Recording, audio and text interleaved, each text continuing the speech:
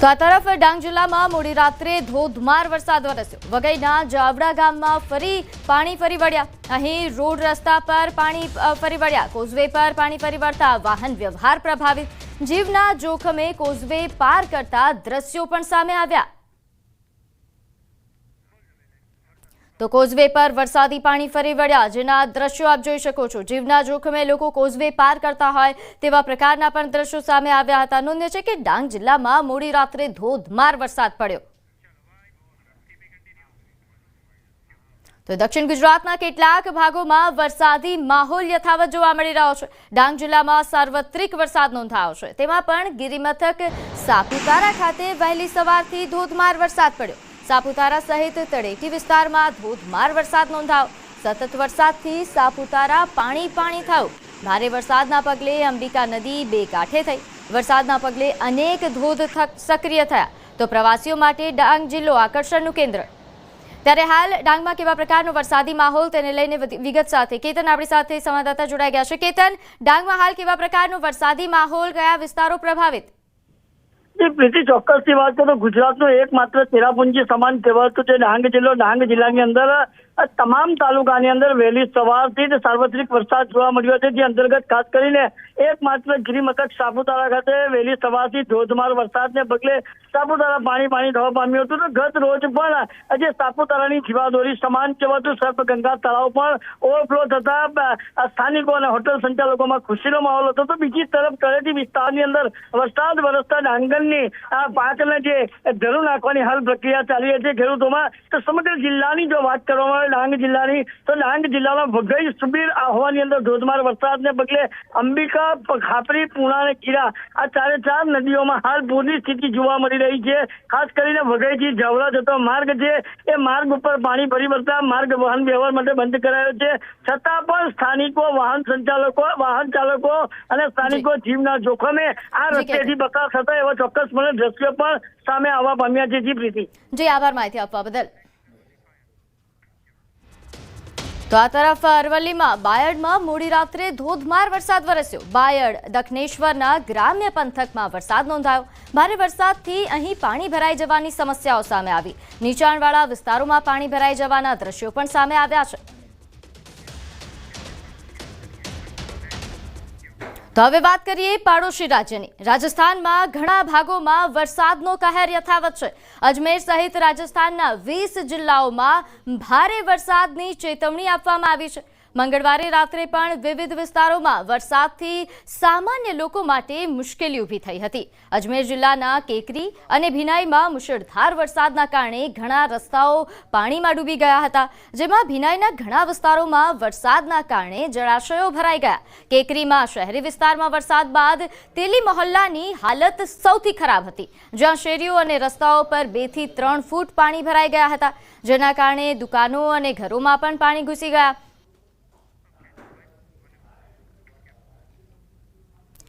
ન ફક્ત ગુજરાત, રાજસ્થાન, પરંતુ ઉત્તર ભારતના ઘણા રાજ્યોમાં હાલ મેઘતાંડવ અને તારાજીના દ્રશ્યો જોવા મળી રહ્યા છે। હિમાચલ પ્રદેશ ઉપરાંત ઉત્તર પ્રદેશના ઘણા ભાગોમાં મુશળધાર વરસાદના પગલે પૂર જેવી સ્થિતિ જોવા મળી રહી છે। ઉત્તર પ્રદેશમાં પહાડોમાં વરસાદના કારણે લખીમપુર અને ખેરીમાં શારદા નદીનું પાણીનું સ્તર વધ્યું છે। આંખો સામે જ ઘર નદીમાં ડૂબી ગયા અને ગ્રામજનો લાચાર બનીને જોતા રહ્યા। આના કારણે નદી કિનારે આવેલા ઘણા ગામો ડૂબી ગયા છે અને ધોવાણ થયું છે। ગ્રામજનોમાં ગભરાહટનો માહોલ। તો ઉત્તર પ્રદેશના હમીરપુરમાં પણ મુશળધાર વરસાદથી જિલ્લામાં જનજીવન ખોરવાઈ ગયું છે। બિયાસ નદી સહિત સમગ્ર જિલ્લામાં કોતરો છલકાઈ રહ્યા છે। સુજાનપુરના ખેરી પંચાયતના બલ્લાહ ગામમાં પાણી ભરાવવાની સાથે ભૂસ્ખલન, થાંભલા તૂટી પડવા તેમજ ઘરો અને પશુઓના વાડા, રસ્તાઓ, થાંભલા તૂટવાના બનાવો બની રહ્યા છે। જ્યારે આલમપુર પુલ પર કાદવવાળું પાણી આવવાના કારણે સુજાનપુર તેમજ પાલમપુર રસ્તો પણ અવરોધિત થયો હતો। લગભગ અડધા કલાક પછી રસ્તો પુનઃસ્થાપિત કરવામાં આવ્યો। સુજાનપુર તેમજ સાંધોલ રસ્તો પણ ભૂસ્ખલન અને પથ્થરો પડવાના કારણે બંધ થઈ ગયો હતો, જે બપોર સુધીમાં પુનઃસ્થાપિત થઈ ગયો છે। ખીડકી નજીક ભૂસ્ખલનના કારણે સુજાનપુર તેમજ નાંદોન રસ્તો પણ 1.5 કલાક માટે બંધ રહ્યો હતો। હમીરપુર શહેર સહિત સમગ્ર જિલ્લામાં પાણીની કટોકટી વધુ ઘેરી બની શકે છે। તો ઉત્તર પ્રદેશના મુરૈનામાં પણ મેઘ તાંડવના તારાજીના દ્રશ્યો જોવા મળ્યા છે. અહીં ઘણા ભાગોમાં પૂર આવ્યું છે અને બચાવ કામગીરી પણ ચાલી રહી છે. મુરૈનાનો એક વિડીયો પણ સામે આવ્યો છે, જ્યાં પૂરના પ્રવાહમાં એક વ્યક્તિ ફસાયેલો જોવા મળી રહ્યો છે. બંને કાંઠે લોકોની ભીડ છે અને ધસમસતા પાણીના પ્રવાહમાં એક વ્યક્તિ ફસાયેલો છે. જો કે તે વ્યક્તિ કોઈ પથ્થર કે થાંભલાને પકડીને બેઠો હોય તેવું લાગી રહ્યું છે. તો બીજા દ્રશ્યમાં પૂરના પાણીમાંથી કેટલાક લોકો જોખમી રીતે પ્રવાસ કરતા પણ નજરે પડે છે.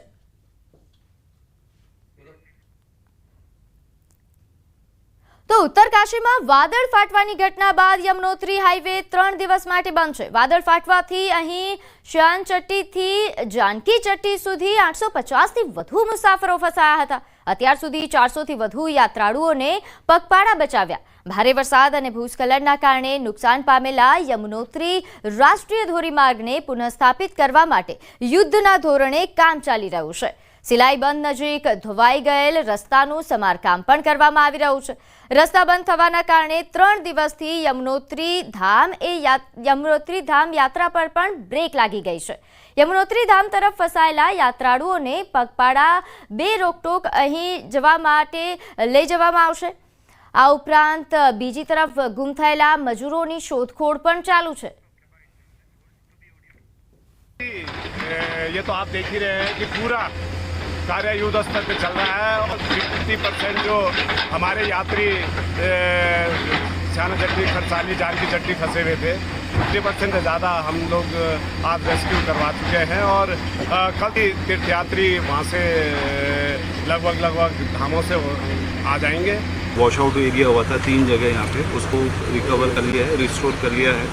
तो हमारा जेसीबी और पोकलेन तो गो थ्रू हो गया है सिलाई बैंड पे और पैदल रूट हम लोग ओजरी वाला जो पॉइंट है अभी उस पर काम करना बाकी है. 5 किलोमीटर वहाँ से आगे ये मिलेगा वो मिलेगा, लेकिन मैंने उत्तरकाशी एसपी पुलिस को फ़ोन किया. उन्होंने बोला यहाँ पर ऐसी कोई व्यवस्था नहीं है, आप वहाँ से रास्ता मत छोड़ना जब तक आपको कंट्रोल रूम से कोई सूचना न मिले. तो यही विनती है कि प्रशासन पूरे मान सम्मान के साथ सब यात्रियों को सरकारी व्यवस्था के अनुरूप ले जावे, बस यही हमारी विनती है.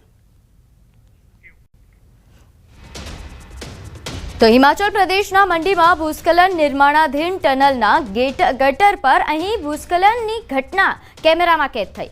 ટનલ પર પાણી ભરાતા સર્જાઈ આ ઘટના, જેમાં ટનલના કામદારોને અગાઉથી દૂર ખસેડાયા હતા. સદનસીબે મોટી જાનહાનિ ટળી. તો મંડી શહેરની બાજુમાં આવેલા બ્રિજનીમાં પણ નિર્માણાધીન ટનલમાં દ્વારનો ઉપરનો ભાગ એ ભારે ભૂસ્ખલનના કારણે ધરાશાયી થયો. સદનસીબે કંપની મેનેજમેન્ટે આગળથી જોખમની આશંકા રાખીને કામ બંધ કરાવી દીધું હતું, જેના કારણે કોઈપણ પ્રકારની જાનહાનિ સર્જાઈ નથી. ભૂસ્ખલનના કારણે અહીં કેટલાક કાટમાળ એ હાઈવે પર પડ્યો, જેના લીધે પઠાણકોટ અને મંડી નેશનલ હાઈવે થોડા સમય માટે ટ્રાફિક માટે બંધ રહ્યો. ટનલનું નિર્માણ કરી રહેલી ભારત કન્સ્ટ્રક્શન પ્રાઇવેટ લિમિટેડ કંપનીના HR હેડ રોહિત શર્માએ જણાવ્યું કે ટનલના પ્રવેશદ્વારની ઉપર ખાનગી જમીન પર વરસાદના કારણે પાણી ભરાઈ રહ્યું છે અને આના કારણે નીચેની તરફ પાણીનું ગળતર પણ શરૂ થયું હતું. આના લીધે ટનલના બાહ્ય ભાગમાં તિરાડો પડી ગઈ હતી અને કંપની મેનેજમેન્ટે સાવચેતીના ભાગરૂપે કામ રોકીને તમામ લોકોને ત્યાંથી હટાવી દીધા હતા. મંગળવારે બપોરે આ ભાગ ધરાશાયી થયો. તેમણે જણાવ્યું કે નિર્માણાધીન ટનલને આનાથી કોઈપણ પ્રકારનું નુકસાન થયું નથી. પ્રવેશદ્વાર પર પડેલો જે કાટમાળ છે તે પણ હટાવવામાં આવી રહ્યો છે અને બાહ્ય નુકસાનની તાત્કાલિક અસરથી સમારકામ પણ કરવામાં આવશે. તેમણે જણાવ્યું કે કેટલોક કાટમાળ હાઈવે પર પડ્યો હતો, જેને તાત્કાલિક રીતે હટાવીને હાઈવે ફરી શરૂ કરવામાં આવ્યો હતો. તો હવે વાત કરીએ સંસ્કારી નગરી વડોદરામાં મનપાના પાપે નાગરિકો ભારે હાલાકીનો સામનો કરી રહ્યા છે. ઠેર ઠેર ખાડાનું સામ્રાજ્ય જોવા મળી રહ્યું છે.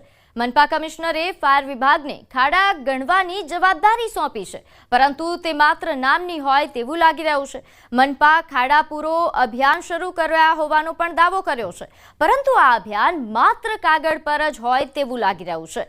શહેરના રસ્તાની સ્થિતિ દયનીય જોવા મળી રહી છે. વિહાર સિનેમાથી ગાજરાવાડી તરફ જતો માર્ગ ખાડાઓથી ભરેલો છે. લોકો વાહન ચલાવવામાં પણ ડરનો સામનો કરી રહ્યા છે. ભગવાનને અમે એવું પ્રાર્થના જ કરીએ છીએ કે સહી સલામત ઘરે પહોંચી જઈશું અમે.